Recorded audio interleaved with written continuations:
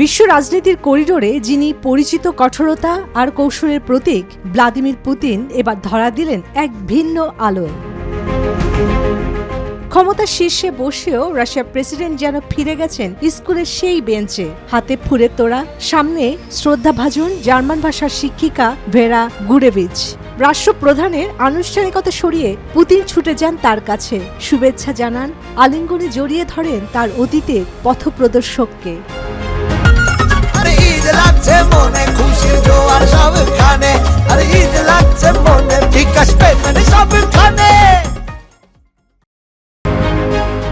এখানেই শেষ নয়, নিজেই গাড়ির স্টিয়ারিং ধরেন রুশ প্রেসিডেন্ট।